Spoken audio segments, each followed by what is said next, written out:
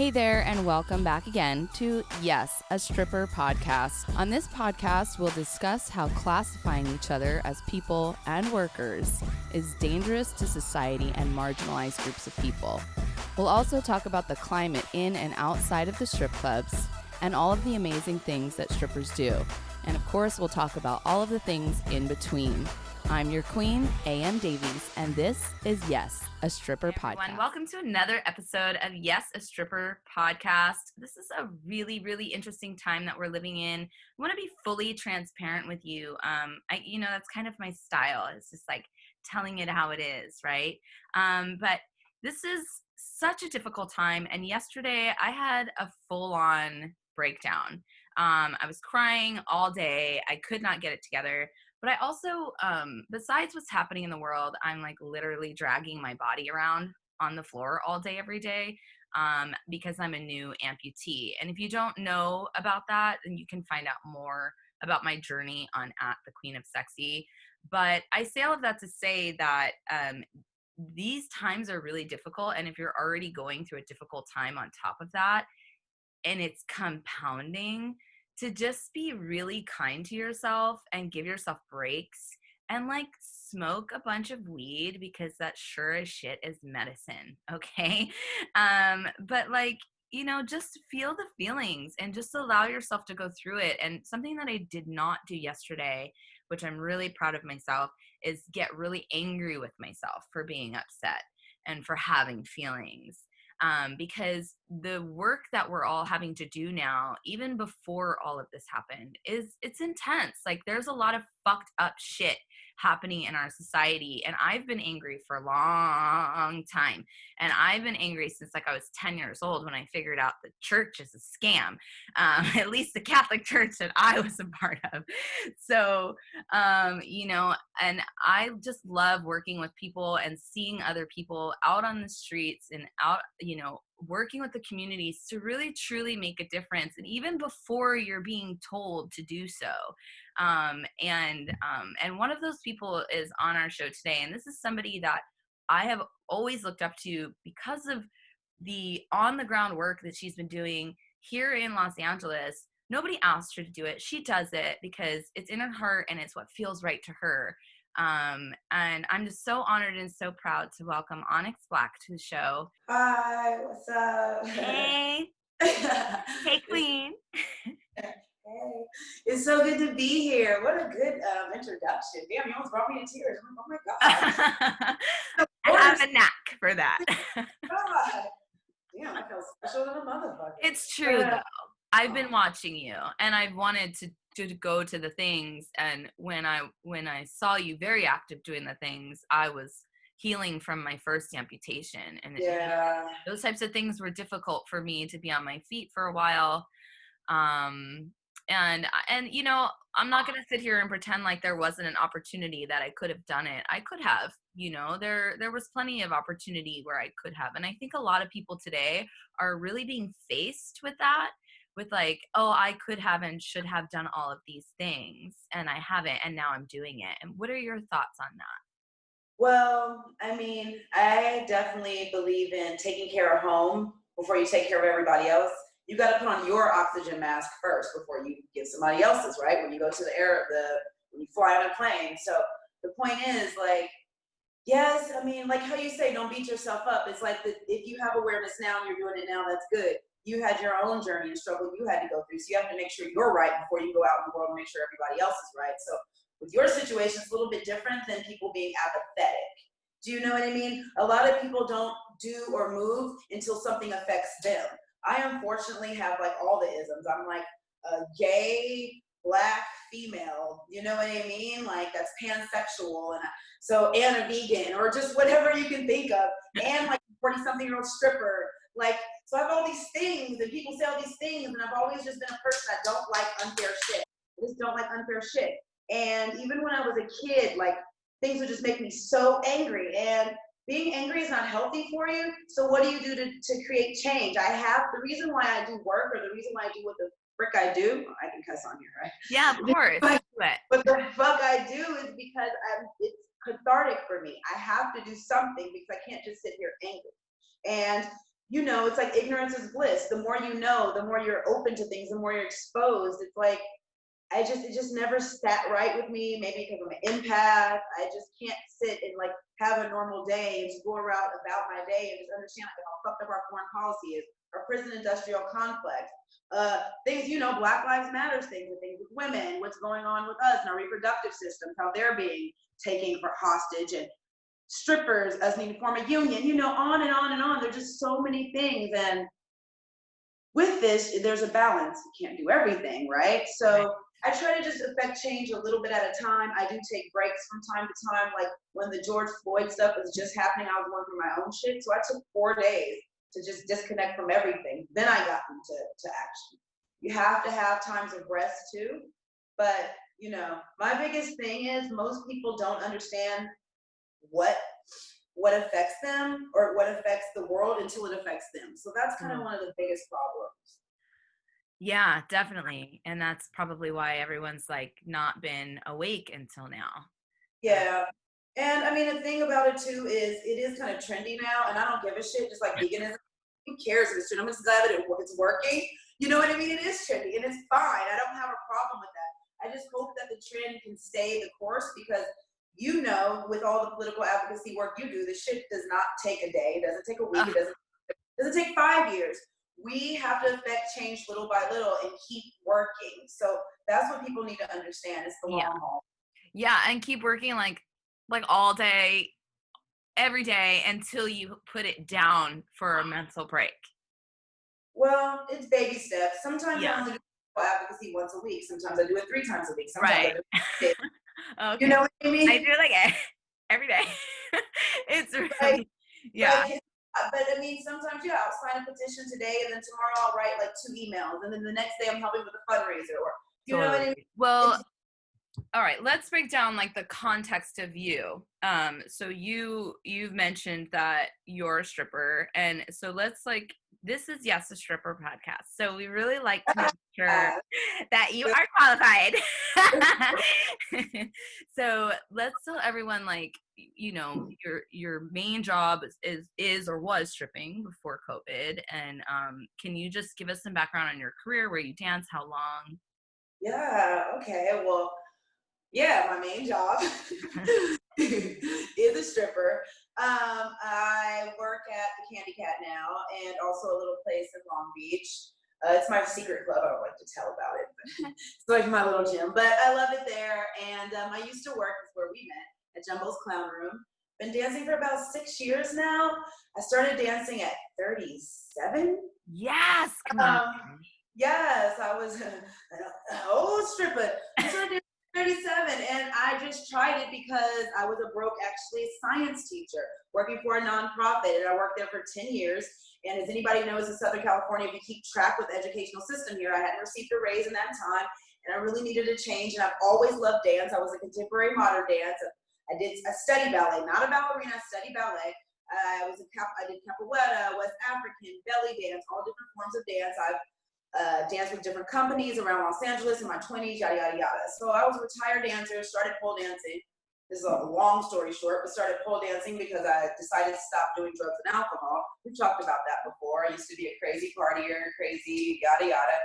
And then I just got really good at pole, was always a performer. Always kind of, the older you get sluttier. You just do. And I started just I agree with that. Yeah, you get like you get hornier, and I just was feeling myself more. My performances started to get more.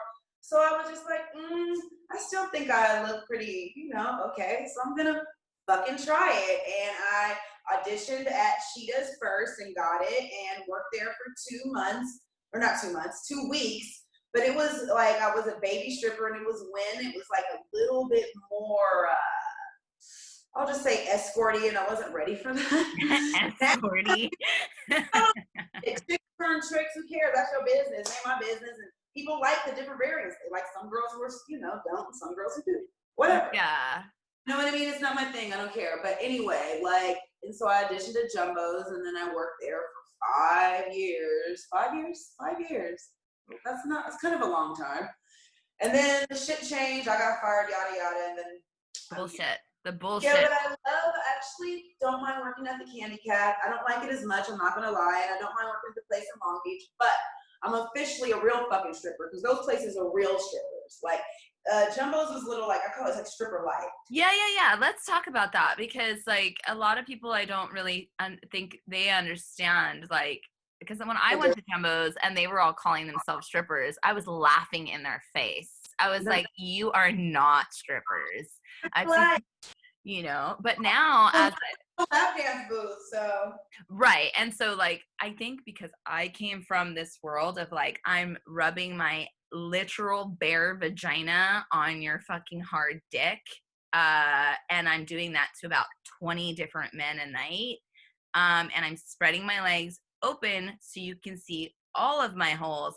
That's where I came from, right? yeah. But you go to Jumbo's and it's like, look at me being cute on stage. You know? So yeah, I had a stick up my ass. I was entitled. I was kind of like, you know, snobby about it back then. And so I saw it differently. But as I got more mature, right? Like, let's talk about what Jumbo's is. It's stage dancing with a little lap dance booth in the corner. Used to be, yeah. Used to be a lap dance booth until she took it But away. the thing that I used to love about that is you could be super expressive on stage and just like the shit I used to get away with Jumbo, there's no way I could do in other places. You know what I mean? Like, Correct. like come in with my big ass afro and shit. I can't do that in any other place. That's a whole other subject.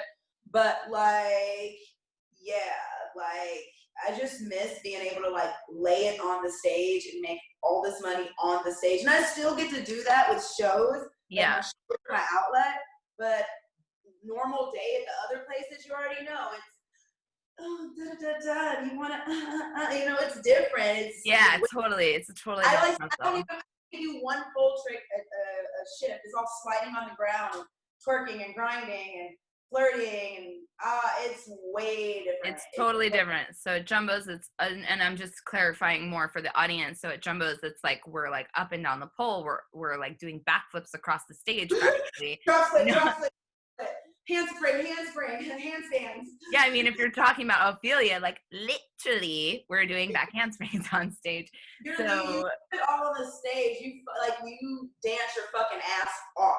And right. not to say that, like a Saturday night at my one club or some other clubs, don't get me wrong, like there'll be moments where you get to fucking really fuck it up, but it's not as much, and it's more about the tease and the yeah. At Jumbo's, it's every 45 minutes or less you're fucking up the stage.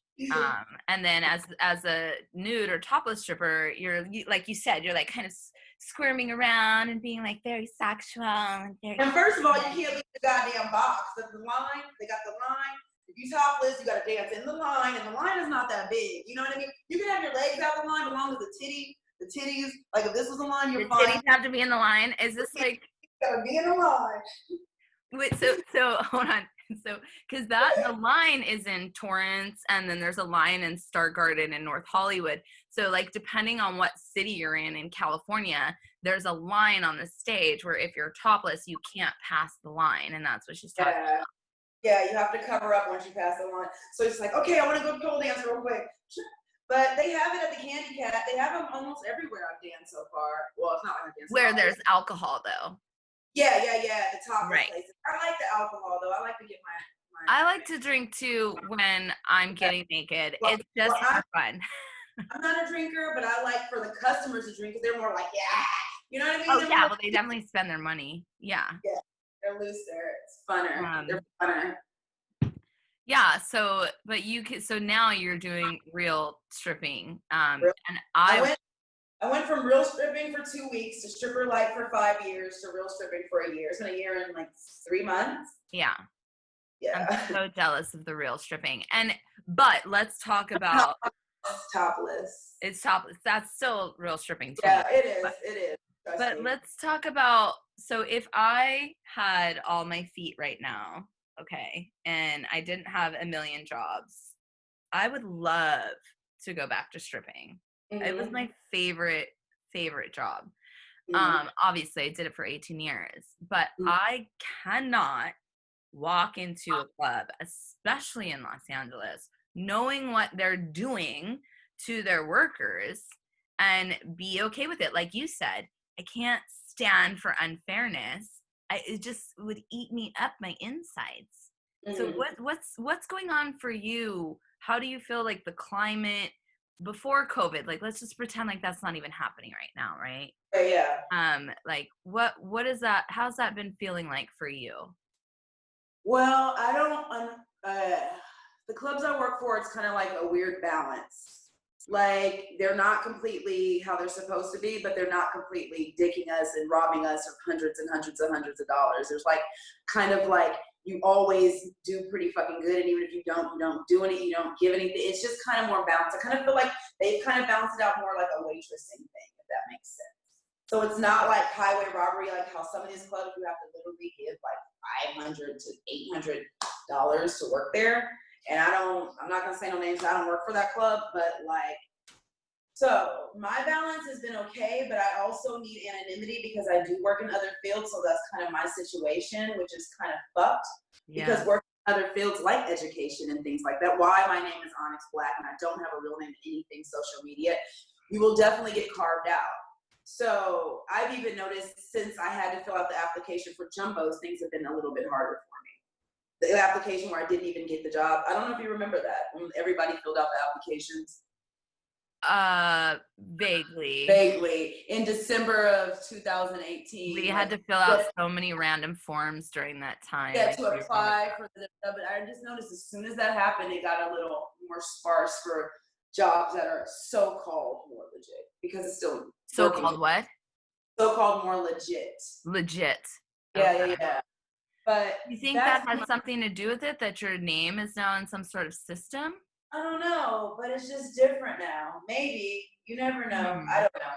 But like for me, it's been more of a balance. Like I haven't felt like I've been robbed, but at the same time, I know that there's going to be and there needs to be a change. And I do see some movement towards it. Towards change. Yes. Yeah, I mean. But you already know how it is. This is brand new. You might as well say this is like the beginning of the, like, I won't call it the civil rights movement, but the stripper union movement. It's the very beginning. Oh, so, it's the beginning of reform, 100%. Yeah. The beginning of reform, which is very much needed. I think the thing that frustrates me the most about the stripping industry is that stripping in and of itself and the women who do it, or the people who do it, I should say, are incredible. And it can be an incredible experience. It's the people that are running the show that are fucking it up for literally everyone except for themselves. They're the only ones truly, truly benefiting right now. Yeah. And I mean, that's like a thing that I kind of am getting, like, it's interesting with the COVID thing because now, I don't know if we're going to touch on this, but they're not the ones. Like, with a lot of us strippers are kind of just been doing it on our own now for the last 3 months. So that's been very interesting as well. Like how things are completely, people might say like the fucking, what's the term? Unprecedented times. We keep fucking saying that. But a lot of that has pressured us to do things in a way that's actually more healthy for us. Yeah, because like we have more time maybe to sit back and think and be angry. What do you think? I mean, it's not necessarily time, it's the emergency when I ask these motherfucking money. Rent is fucking real. So in that respect, I can't just sit here. Like I had to create the 420 show, which I know we're probably gonna talk about, but I had to create something. I had to like make myself like viable or ready and able to do stuff with other people. Like I had to create a studio in my house or I wouldn't be able to pay rent because people may talk about this rent moratorium, but we gotta pay all that shit back. So that's the reality of things. So it's a survival, for me, it's a survival thing. Like a lot of things I do out of necessity, like my political advocacy work, I can't watch shit to be unfair. That's why I even try to help out with Soldiers of Coal as much as possible. Because I can't watch I can't watch it. It's like a need. Like even with this, like, oh, you know, you're doing so much out there with like, you know, what's going on to see you in this show. It's like, I have to pay bills. I have no other job. There's no other choice. I love performing, but you know what I mean? It's a survival thing. And I'm loving it, but at the same time, it's like I have to have a fire under my ass. Yeah. So that's why I think people are doing it. They have to. Do you know what I mean? Not to say they're not loving it, but it's a need. Yeah. I have been loving dancing online. I love going downstairs in my living room. And this was below the knee amputation. And when I was done with my shift, I'd be like, okay, just walk upstairs and lay down in bed, There's no like, I gotta get my car from ballet and I gotta pack my bag and I gotta count my money, Yeah. But I do miss the energy of the crowd. That's the one thing. I miss it so much. Yeah, there's definitely nothing like that. And I miss being in the dressing room with everyone. Yeah. There's nothing like it. Well, yeah, I know. Like now that I'm at my new places, it's different. It's not like how it used to be a jumbo. Oh, really? Yeah, it's a strip. It's different. It's a strip club. So it's not like everybody's cool or cool. It's like, don't talk to that bitch over there. No eye contact to her. Let me just get my shit. Okay, those two girls be cool.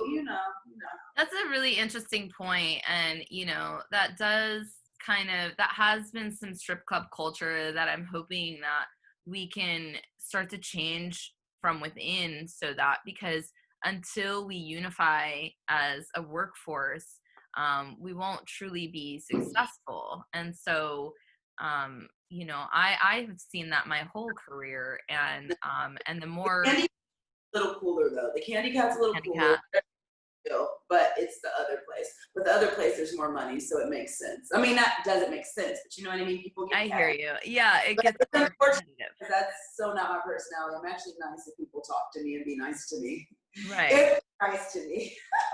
Right. Yeah. So yeah, I'm the reason I bring it up is because I've been noticing, like, infighting for a long time with each other, and me, I'm like peace and harmony, love and compassion, forgiveness to all. That's like my message.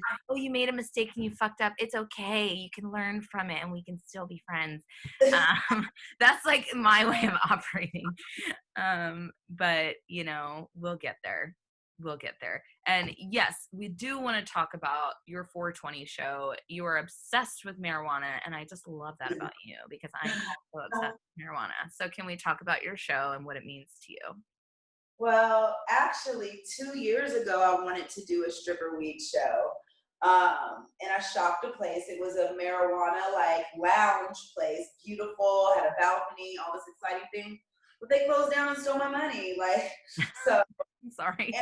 And shit happens. Well, I guess they gave us half of it. I don't know. They didn't give us all that. But the reality is that eventually I knew I was gonna do it again. And for me, because I have a lot of issues that I don't discuss, health issues, blah blah blah, that I don't really try to wear on my sleeve, but marijuana is my best motherfucking friend. First of all, I have a hyperactivity, and because of pot, I was able to actually graduate with honors from high school and college. It helps me to focus, it helps me to be smart, blah blah blah blah blah. Yeah. But it's saving grace. It's the opposite of what most people get stupid on it. I get smart on it. Yeah. But besides that, it just helps me medicinally a lot. So I just wanted to do, like I said, it was an urgent time. This is an urgent time. I needed work. And I was okay, well, I saw Naomi Drone and I saw the Dirty Day Shift. And I was I've always wanted to do my weed show. That didn't ever happen. And I'm 420's coming up. Fuck yeah. And yeah, I've helped other people produce shows. I helped produce the Twerk Cracker, which was this twerking nutcracker version for Christmas. And cute. Yeah, I did that 2 years in a row, and done other events for nonprofits and worked in events for nonprofits. And my significant other, he also has worked in production for years. So I was let's just fucking do it. Fuck it on Zoom. You know what I mean? I'll just do it. So I had an idea. We have a stash box every month. We eat some fruit every month sexually, because you eat fruit every month sexually? Yes. I don't understand. There's always a fruit eating contest, and you got to figure out each month what fruit. So we had banana 2 times in a row, but not 2 times in a row, but 2 times, but only because we had an island vibe show, so it was kind of good. A peach would be good. We're gonna do a peach eventually. We did a strawberry. We're gonna go down the line. I love this. So each show has kind of a slight different theme, and all we do is smoke weed. We have a 420 break where everybody smokes pot together. And the higher you are, the better it is. People say I hear it's funny. I don't know because I'm on this fucking end of it. You know, like, how do you know how to be funny or not, right? But we had an island vibe. So the last show we had a suntan oil contest with people after they pulled and shit, but we smeared oil all over each other and all over ourselves and shit. So that was nice. Yeah. That sounds amazing. Yeah. So it's just different stuff. We had like a sobriety test to see if you're too high. That was another show, but it's just fun. It's just weed, strippers, booty, fun, laugh, yada yada yada. That sounds like my favorite show. We have a different sponsor every time. So we talk about the sponsor, meaning weed sponsor. This time it was a Black-owned company, which was great, a delivery one. We talk about the weed, talk about how good it is. We get to show it a little bit, et cetera, et cetera. Who was your last sponsor? It was Escape LA. Escape LA. I think it's just Escape LA, like at Instagram. Okay. But they are a delivery company that has really high grade pot, like the best shit. Like this shit right here. Nice. Yeah, they have really good weed and they deliver all around Los Angeles. Tight. Mm-hmm. Wow. So you did the show on 420, but are you doing it again? Are you doing repeats? I did it 420. I did it May 20. I did it June 20th. So every 20th of the month. I'm not going to have a July show because I want to break for a month, but I'm going to have an August 20th show. It's going to be like an old school show, and it's going to be my birthday show. Amazing. Yes, I don't know where the sponsor is yet, but we'll know. We'll have fun shit for that show too. I already have an idea for how I'm going to deck out my place. That's so great. Yeah. So great. So it's good. It's like the only like Black-owned virtual strip shows we have in Los Angeles, so that's good too. Yeah. Yeah, I shared that because I saw so many of you doing shows, and I did like a show post where it was like, look at all of these strippers doing it for themselves. We don't need you anymore. Don't need you anymore. That's true. That's and about the pandemic, it's made everybody else kind of, all of the people that you said, like, you know, the greedy fucks step back because they have no choice, and then we've stepped to the forefront. So with, you know, everything that's going on, there are like silver linings. Definitely. And when things go back to normal, what do you see yourself continuing to do? Oh, that's a good question. I'm kind of an amoeba. So we'll see. I don't know. I shape-shift depending on the climate. I'm probably going to still work at my places. I actually did work at the Candy Cat one day because they were allowed to be open. Like one day last Saturday, and they had it really organized really well for the COVID thing. They did have it organized well? I was very impressed, and I don't know if you know this, but I actually used to be even a microbiologist one day at time. So. Okay, hold on. You used to be a microbiologist? Well, when I graduated from college, I graduated with my degree in biological sciences, just biology, and my first jobs were like laboratory tech jobs, and they have names. So I was a geneticist, a microbiologist, things like that. I was a food quality assurance technician. The shit was really boring, and what's even more fucked up, I made more money being a beer tub girl, shoving shots down people dressed half naked. So I'm kind of one of those people that rent is real, so I kind of just, and I needed to dance. And I needed time to dance, so I was always a dancer. So I was like, I think I'd rather just shove shots down people's throat and dance. So I was like, that's way more fun than dripping stuff into tubes in a laboratory coat. I'm sorry. And cocaine is fun. So oh my God, it's so much fun. So that was like 23, 24, 20, you know what I mean? Like, you know, you're hot, you're young, you're on Hermosa Beach, half naked in the beach and shit. What can you say? Yes. I mean, why not capitalize off of the system that, put us in the position in the first place and give them a big fuck you? They're like, look at these girls being like this, but you don't be like this. It's like, well, what girls are supposed to be like that? I'm like, I like money and this is fun. I went to school. This is fun. Exactly. I like money and this is fun. And I'm very smart. And this is the smartest thing I can do for myself. Yeah, right like now. I want the Like I was good at math, so I finished up the calculus, so I could fucking figure it out. Yeah, and that really pisses me off too. Like, have you seen like the cards and the stuff where like this girl is doing really hard math on the chalkboard and she's like, fuck this, I'll just be a stripper. It's like, you guys don't even know that actually we can do that math. We just think it's boring because we're too smart for it. Yeah, laboratory was just too, like, don't get me wrong, if the money was different, but it was just too, like, enclosed. And too, like, I literally sat in, like, neon lights, like, all the time. Like, it was too much. Like fluorescent, like the fluorescent lights.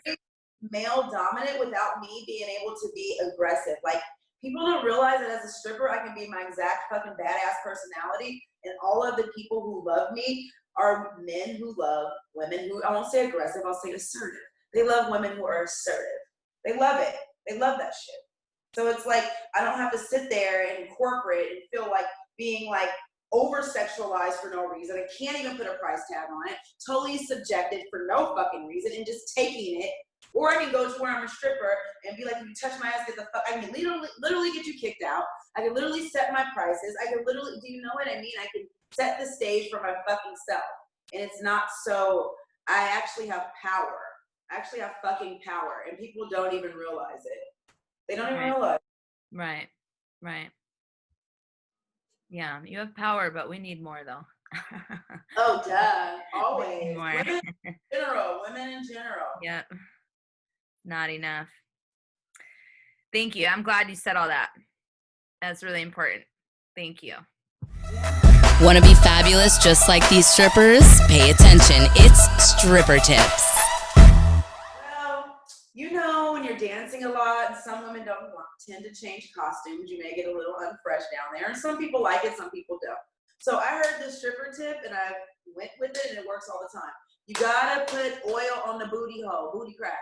Oil. Coconut oil is the best, or olive oil, you know, moisturizing, not like where to get on the pole, but you know, moisturize it all good in the whole area, and you stay fresher all night. Okay. That makes sense because I use coconut oil to like clean my vag and my butthole. Well, there you go. And to heal it. Antibacterial, antiviral. Yeah. But yeah, you put it on there, and even if you do like a night of dancing, like, or you have to do a whole bunch of dancing in one costume, you still smell pretty damn. Or like if you're just like going out for the night dancing with your girlfriends, or like, yeah. Yeah. You know what that would work really well with too is something that really pissed me off about living in New York in the summer when it's so hot and you're like going out on dates and you're just like your cracks are sweating. You know? So it would be really good for something like that. Yes. Swamp ass. That's the name of it. That's the name of that. I heard that tip and I was like, oh my God, like, I'm gonna try it. And I was like, oh my God, this is such a good tip. That's my stripper tip. Thank you. That's a great one. Get ready for our rapid fire question round. It's time for 4 for 1. First question. Have you ever asked for 20% off at the grocery store during checkout? No. Have you ever gotten so wet that you thought you were randomly getting your period and then checked your panties right there on the spot? Yes. I'm older, remember? What do you think is the sexiest animal? Elephant. An elephant? They're fast. They have a long trunk. I don't know. Have you ever farted on stage and worried that people sitting at the tip rail would get a whiff? Yes. What did you do about it? Loud. You dance away. Shimmy away. Like, that wasn't me. That was one of you guys. You just shimmy away from it, from the fart cloud? Yeah, so you blame it on one of them. Amazing. Well, you passed the test. That wasn't that bad, was it? That was easy. That was pretty easy, right? An elephant. I don't know. I panicked. So that was just like the first animal that came to your head? I love elephants. They're my favorite, but probably I would say kitty cats, maybe. I don't know. Oh, yes. Cats are sexy. Yeah. Maybe. A snake is sexy, I guess. Very, very. I just was not expecting elephant. That's for sure. Amazing. Onyx, tell us how we can find more about you and support you and follow you and what you have coming up. Okay, well, I wanted to talk about like my political page that's been shadow banned for 1,000 years. But I have a political page that I started when Trump was in office. I've been doing political work ever since my 20s. Like, I worked for a group called Peace Action West that does foreign policy for like 5-6 years. I've worked with Black Riders, which was a political group that was very militant against police brutality here in Los Angeles in the early 2000s. But I have I have an Instagram page called Artists for the Revolution. It used to be called Dancers for Freedom, but I changed the name. And I do fundraisers through that page yearly or twice a year. My last one was I had a telethon through Instagram on my birthday, and August of last year, where we fundraised for a group called Cal Fund to help with, what's going on with immigration and what's going on with the detainees and the fucking being locked up for no fucking reason and all that bullshit in ICE. So I did a fundraiser for them, and then I just did one with the Onyx 420 show and the Artists for the Revolution. Okay, and like artists and just for revolution. But I've fundraised thousands of dollars to like Planned Parenthood, to the ACLU, to Black Lives Matters, to Reform Jails, to TGI Justice, with the transgender organization, many different organizations, because they're the ones on the ground that does the most work. Yeah. They actually have citizens lobbies that help to lobby on our behalf. And it's actually easier for me to donate to them or get into action with them because they do mass campaigns. Mm-hmm. That makes sense, instead of just working on my own. That's what I usually do. I just buy in with what everybody else does. How you can find me is either on that page or Onyx Black Dance, or if you want to see my sexy side, Onyx Black Sexy. Another one that's shadow banned. It's so shadow banned. I'm shadow banned too, Queen. I know. Yeah. You're not a badass. You're not shadow banned. Exactly. If you're not getting shadow banned, you're not doing it right. So I'm not doing it right. Yeah. Well, thank you so much for joining us, and for also like your work that you do on a regular basis. It's so important, and you've always inspired me, and I hope that others are also inspired by you to do the work, simply because you just must. Yeah, and you're inspired too, by the way. You've been going through a lot of stuff, and you've been very brave and just a fucking superwoman, and you're a badass. You keep doing the work no matter what. So just so you know, I see you too. Thanks, friend. You're welcome. Welcome, friend. All right. Have a good day. And to everyone else out there, please be sure to tune in to YAS, a Stripper podcast next week. See ya. Thank you. Peace. Hey, guess what? We're now accepting 4-for-1 submissions from our listeners. You can send them in via Instagram at YAS, a Stripper Podcast, or on Twitter at YAS, a Stripper Pod. Make sure to follow all the things and email any questions or concerns to YAS, a Stripper Podcast at gmail.com. Tune in every Wednesday. See you soon.